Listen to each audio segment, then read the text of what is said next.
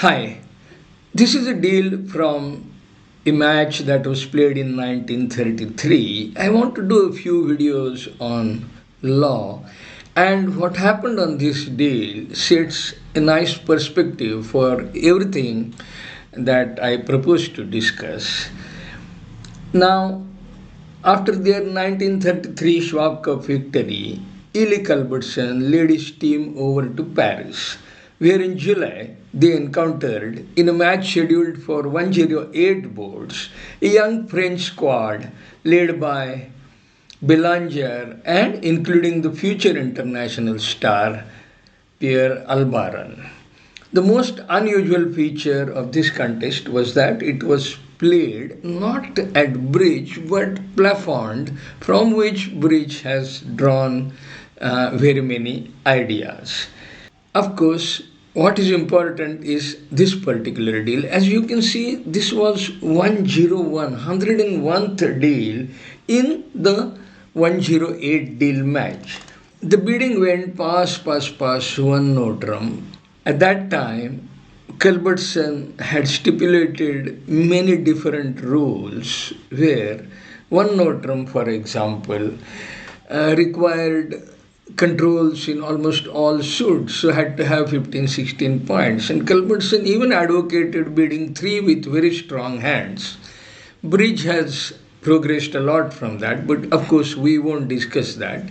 It went one notrum, pass. And Culbertson laid diamond 2. Josephine, of course, only had diamond 8. Venizelos won with diamond jack and played a diamond, Ely won diamond king. Josephine discarded heart 2, and Ely Culbertson found the killing switch. So he played spade ace and continued spades, and then Venizelos got flustered and discarded some winners, and eventually he went down 3. A very good score for Ely Culbertson and Josephine Culbertson. But what happened at the other table? At the other table, somehow Americans ended up playing east-west. The 4 players of the same team played on the same axis. And then there was a problem. After 100 deals, the American team was slightly behind. At that time, Ely Culbertson and Josephine, after having won their challenge match in England, were riding a wave of popularity. They thought they were invincible, but at the end of 100 deals, they were slightly down.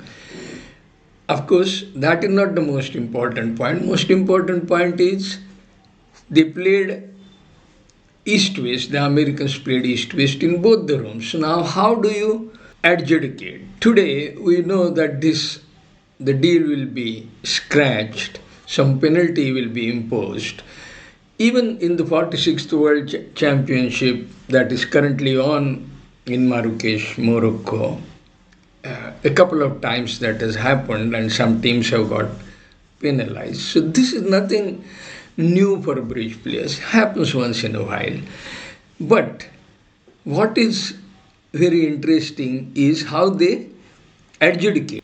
The match committee, after a debate of 2 hours, finally announced a distinctly curious decision. Their verdict was that the deal should stand, but the contract bid and made by the Americans at the second table should be credited to the French.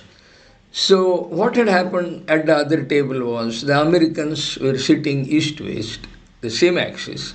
They ended up playing and making 2 spades. The match committee decided that that score was to be given to the French. Now, as you can see, it is not easy to get to 2 spade if South opens one notrum or if South bids anything at all. So probably the Americans thought that this was very unfair for them. There was a heated argument over this. It was a bizarre argument. And To avoid any further problems, any further unpleasantness, the 108 deal match was simply suspended.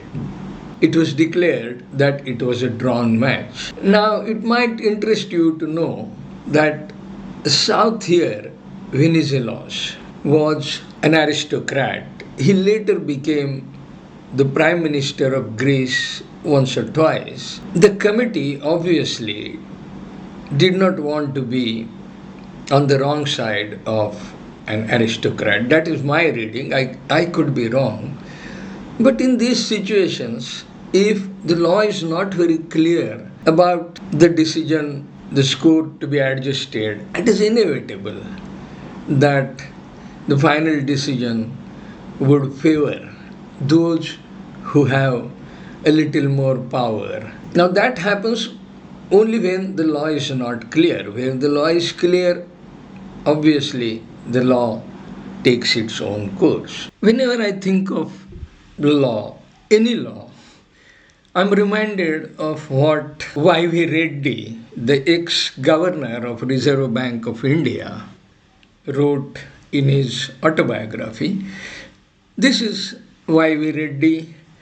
The name of the book is Advice and Dissent, My Life in Public Service. Y.V. Reddy is widely credited with saving India from the consequences of great financial crisis in 2008-2009 by squeezing the money supply at the right time. Let me show you what he says about rules.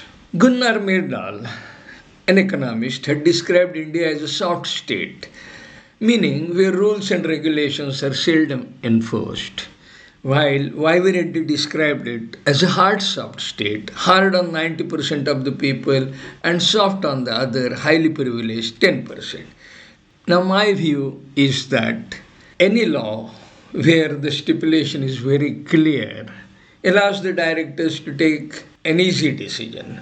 Any law where the stipulation is not clear, the likelihood is that the decision will be in favor of the party that is more powerful, that has more voice, that has more support, that is politically more powerful. I may be wrong about this, but my feeling is the laws should be absolutely clear and should not allow too much chance for discretion to avoid this kind of bias. What do you think? I hope you like this discussion. Please record your views, criticism below so that we can have a proper debate about this. I do want to make a few more videos on bridge law and my experience with how the law has been applied and how the law has been projected to the public, how much public are aware about how the law has been applied. So stay tuned for more videos and do provide your comments and criticism. Thanks for joining. Bye for now.